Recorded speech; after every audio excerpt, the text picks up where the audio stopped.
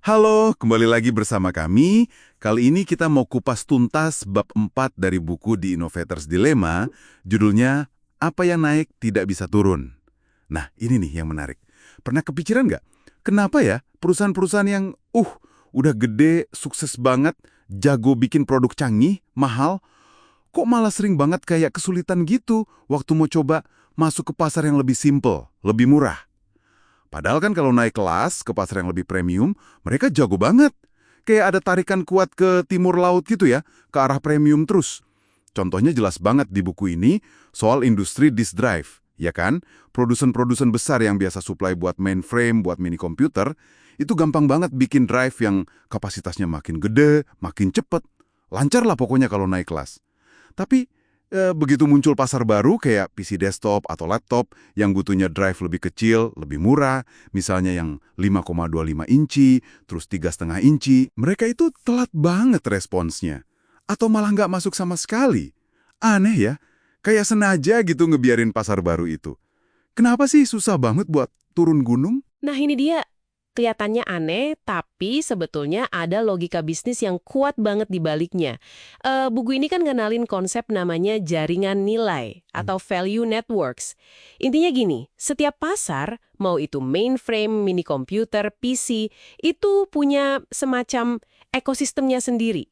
Punya prioritas beda-beda soal kinerja produk. Dan yang krusial banget, struktur biayanya juga khas banget untuk tiap jaringan nilai itu. Beda jauh. Misalnya, perusahaan yang main di pasar mainframe, mereka itu udah terbiasa dan memang butuh margin kotor yang tebal. Bisa 50%, 60%, buat nutupin biaya riset, biaya penjualan mereka yang gede. Oke. Jadi emang udah standar profitnya tinggi gitu ya, yang harus dijaga. Tepat. Nah, sekarang coba Anda bayangkan. Perusahaan ini dengan struktur biaya kayak gitu, terus ditawarin proyek buat masuk pasar PC desktop. Yang marginnya mungkin ya cuma 20%, 25%. Dari kacamata finansial mereka ini kelihatan ya nggak menarik lah. Tipis banget marginnya. Nggak cukup buat nutupin overhead mereka yang udah membengkak karena main di pasar atas. Iya. Jadi kayak nggak sepadan gitu ya usahanya. Betul. Akibatnya muncul semacam asimetri. Atau jalan satu arah lah gampangnya. Naik ke pasar yang lebih premium, lebih mahal, selalu kelihatan bagus menguntungkan. Tapi kalau turun ke pasar yang lebih murah, wah itu kelihatan rugi.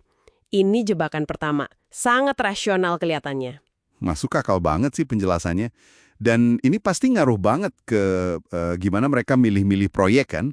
Mana yang didanai, mana yang enggak. Saya ingat di bab 4, ada tuh gambarannya. Persis.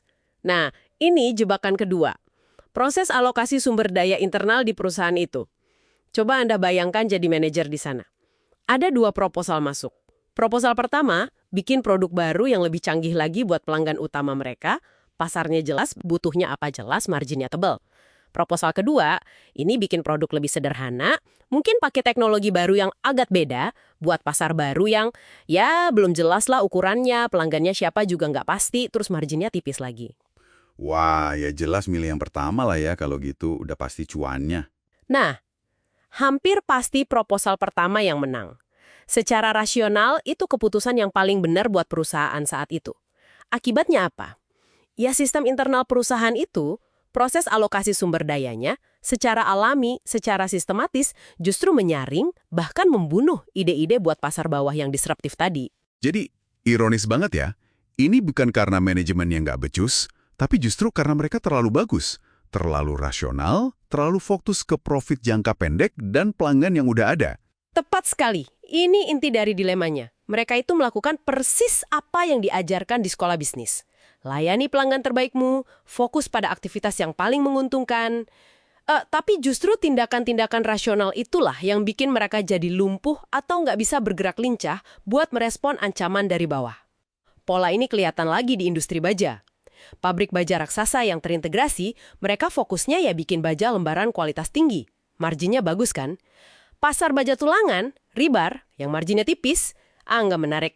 Mereka rela aja gitu ngebuang pasar itu ke pabrik-pabrik baja kecil, yang namanya mini mills. Dan mini mills ini kan nggak diem aja di pasar ribar itu kan. Mereka pakai itu buat Buat batu loncatan. Tepat, mereka masuk dari pasar lebar yang dianggap sampah sama pemain besar. Dari situ mereka belajar. Teknologi mereka makin bagus, biaya makin efisien. Terus pelan-pelan mereka naik kelas, bikin produk yang lebih rumit dikit, kayak angle iron, structural beams, sampai akhirnya, dengan teknologi baru kayak thin slab casting, contohnya Nucor, mereka bahkan jadi berani nantang pemain lama di pasar baja lembaran yang paling menguntungkan itu. Sementara pabrik raksasa tadi, mungkin profit mereka sempat naik ya, karena fokus ke produk mahal. Tapi tanpa sadar, mereka kehilangan pijakan di bawah. Dan pasar bawah itulah yang jadi pintu masuk buat pesaing baru yang akhirnya ya menggerogoti mereka. Jadi polanya jelas banget ya. Selalu ada gaya gravitasi bisnis yang narik perusahaan mapan ke timur laut, ke pasar yang lebih premium, lebih canggih. Ini karena struktur biaya mereka, insentif internal mereka, semua mendorong ke arah sana. Tapi justru karena mereka terus bergerak ke timur laut itu, mereka menciptakan semacam kekosongan di Tenggara. Di pasar yang lebih simpel, lebih murah. Ya, betul. Dan kekosongan itulah yang jadi lahan super subur buat para pendatang baru, buat teknologi disruptif. Mereka bisa masuk, tumbuh, berkembang di situ, sampai akhirnya cukup kuat untuk menyerang balik ke atas. Kita lihat ini di disk drive, di baja, di industri ekskavator juga sama polanya. Jadi kesimpulannya, dorongan untuk terus naik kelas itu alami dan rasional, tapi justru itu yang membuka celah bagi disrupsi. Persis, fokus yang kelihatannya rasional untuk mengejar profitabilitas di pasar kelas atas, justru secara nggak sengaja itu membuka pintu lebar-lebar buat para pengganggu dari bawah. Nah ini mungkin ninggalin satu pertanyaan penting ya buat Anda renungkan. Kalau logika internal perusahaan sukses itu begitu kuat nariknya ke atas, gimana caranya sebuah organisasi bisa katakanlah melawan arusnya sendiri? Gimana caranya mereka bisa jadi cukup tidak rasional dalam tanda kutip ya untuk mau merangkul peluang di pasar bawah? Peluang yang awalnya mungkin kelihatan kecil, nggak menarik, nggak menguntungkan, padahal bisa jadi itu adalah kunci masa depan mereka. Gimana ya caranya?